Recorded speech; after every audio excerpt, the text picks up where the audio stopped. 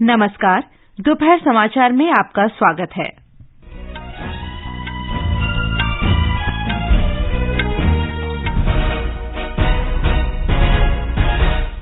CBI ने दिल्ली के मुख्यमंत्री अरविंद केजरीवाल से दिल्ली आबकारी नीति मामले में पूछताछ की। गैंगस्टर से राजनेता बने अतीक अहमद और उसके भाई की हत्या के बाद प्रयागराज तथा उत्तर प्रदेश के अन्य शहरों में सुरक्षा व्यवस्था कड़ी की गई। वित्त मंत्री निर्मला सीतारामन ने वाशिंगटन में भारतीय अमरीकी को संबोधित किया। कहा, भारत और अमरीका मिलकर सशक्त, शांतिपूर्ण और सौहार्दपूर्ण विश्व की नींव रख रहे हैं। अंतर्राष्ट्रीय समुदाय ने सूडान की राजधानी खार्तूम में बढ़ते हुए संघर्ष की निंदा की और हिंसा को तत्काल रोकने का आह्वान किया।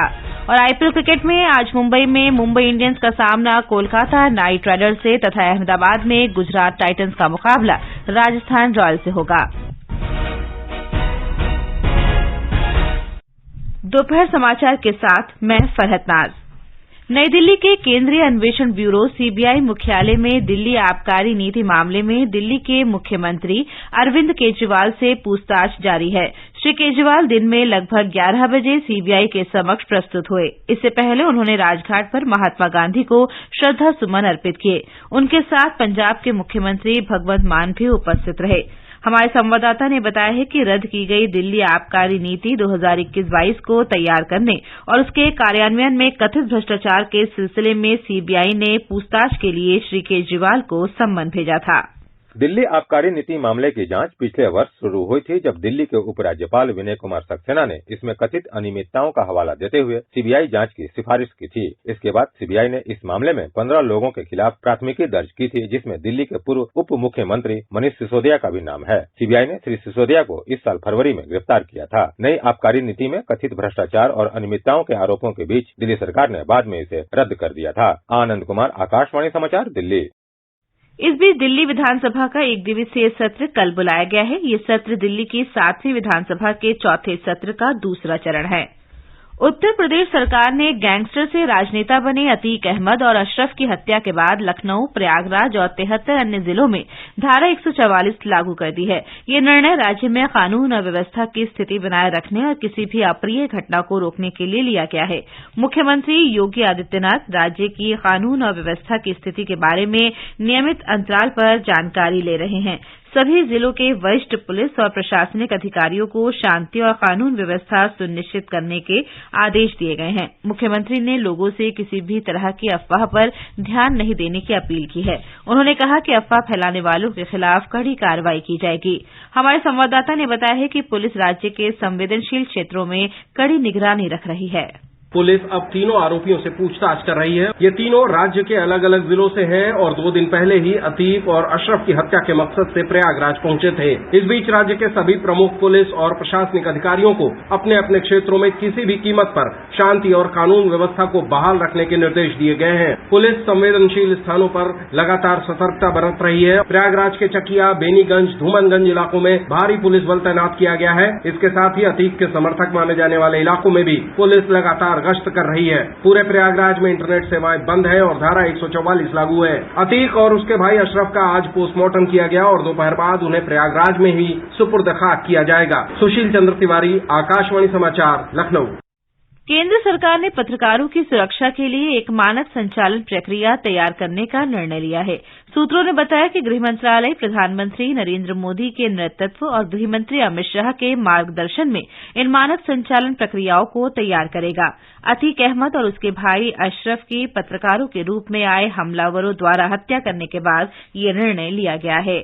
बिहार सरकार ने पूर्वी चंपारण जिले के मोतिहारी में हुई शराब दुर्घटना की जांच आपराधिक जांच विभाग से कराने का आदेश दिया है।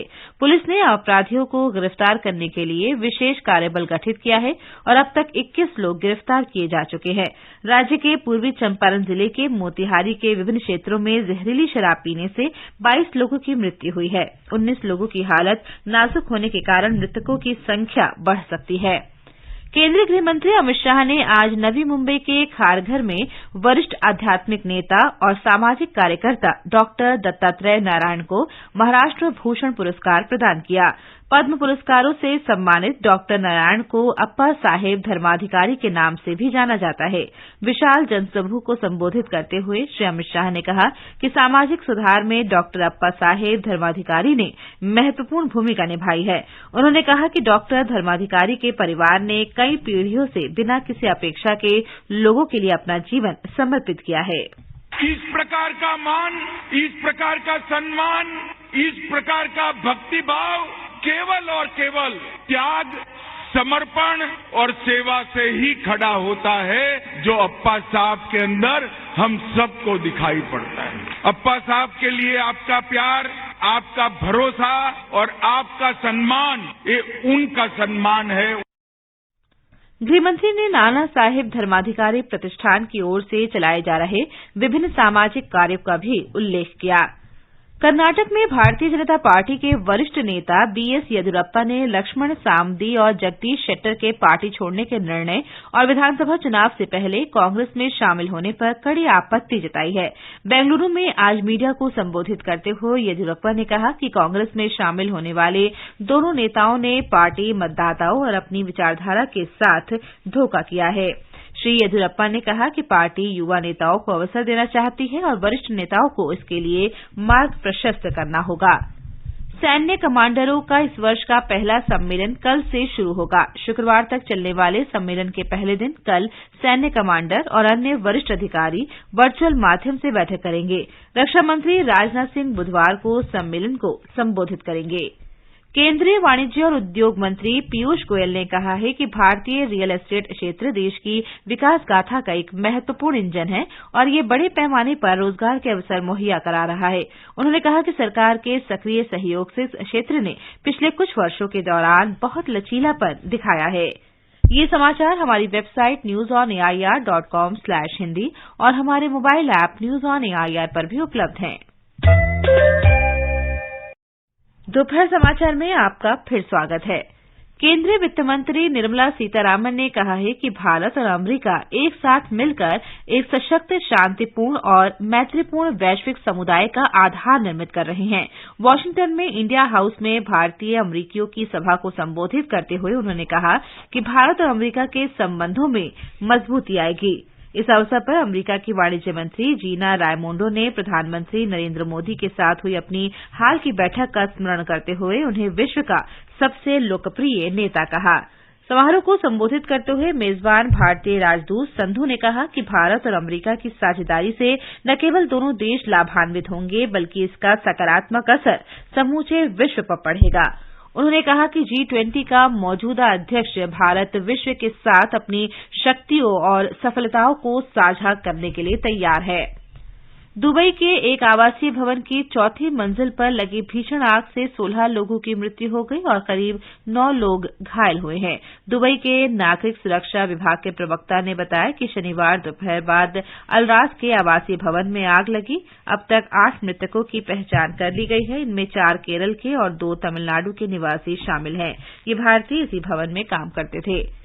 सूडान की राजधानी खार्तूम में सेना और अर्धसैनिक बलों के बीच भीषण संघर्ष में 50 से अधिक नागरिक मारे गए और लगभग 600 अन्य घायल हुए हैं।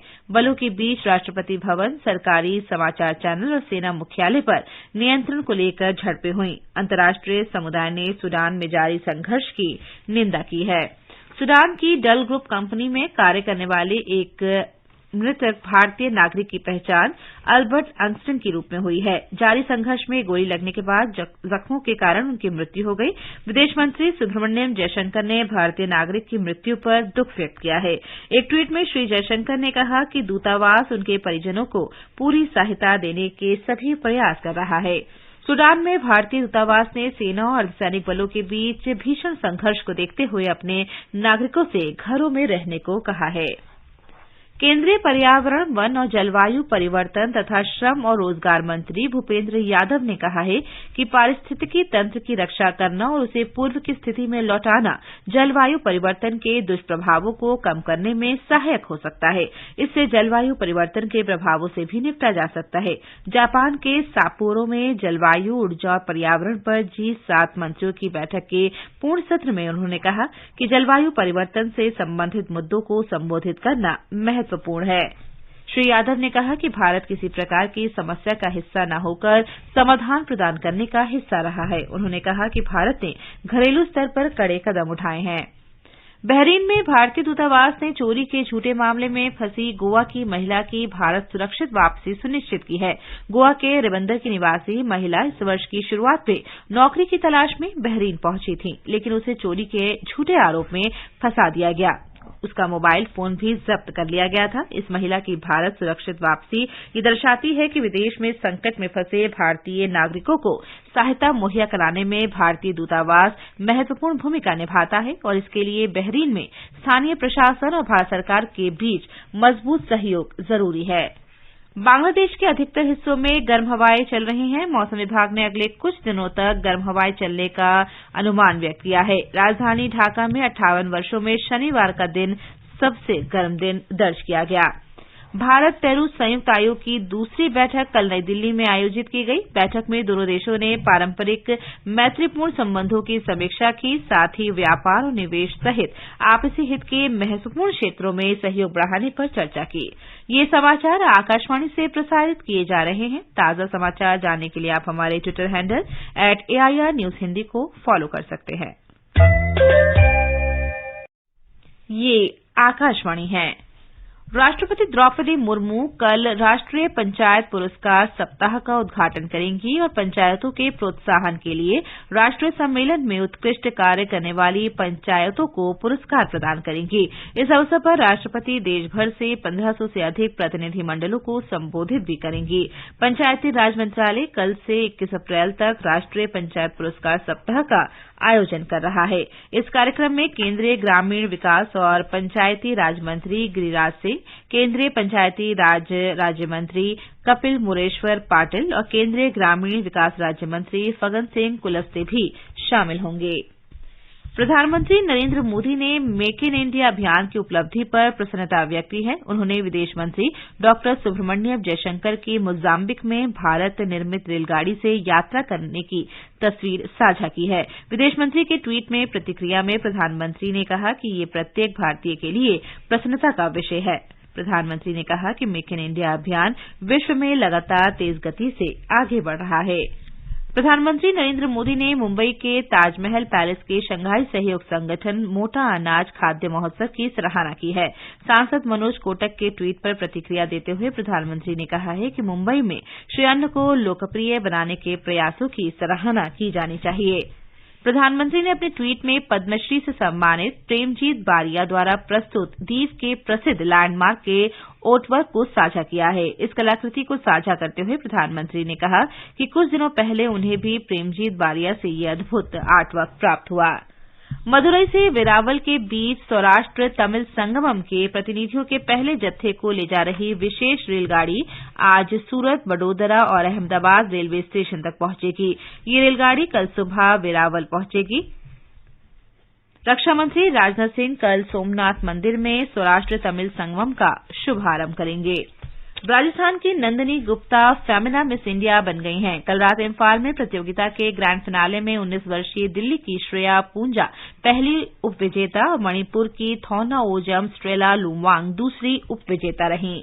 देश में पिछले 24 घंटे के दौरान कोविड के कुल 10,093 नए मामले सामने आए हैं। स्वास्थ्य मंत्रालय ने बताया कि इसी अवधि में कुल 6,248 लोग स्वस्थ हुए हैं।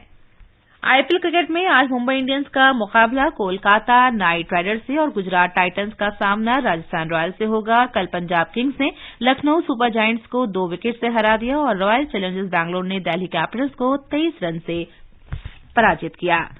अंत में मुख्य समाचार एक बार फिर। सीबीआई ने दिल्ली के मुख्यमंत्री अरविंद केजरीवाल से दिल्ली आबकारी नीति मामले में पूछताछ की। गैंगस्टर से राजनेता बने अतीक अहमद और उसके भाई की हत्या के बाद प्रयागराज तथा उत्तर प्रदेश के अन्य शहरों में सुरक्षा व्यवस्था कड़ी की गई। वित्त मंत्री निर्मला सीतारामन ने वाशिंगटन में भारतीय अमरीकियों को संबोधित किया। कहा, भारत और अमरीका मिलकर सशक्त, शांतिपूर्ण और सौहार्दपूर्ण विश्व की नींव रख रहे हैं। अंतर्राष्ट्रीय समुदाय ने सूडान की राजधानी खार्तूम में बढ़ते हुए संघर्ष की निंदा की और हिंसा को तत्काल रोकने का आह्वान किया। और आईपीएल क्रिकेट में आज मुंबई में मुंबई इंडियंस का सामना कोलकाता नाइट राइडर्स से तथा अहमदाबाद में गुजरात टाइटंस का मुकाबला राजस्थान रॉयल्स से होगा। इसके साथ ही दोपहर समाचार का ये अंक समाप्त हुआ। नमस्कार।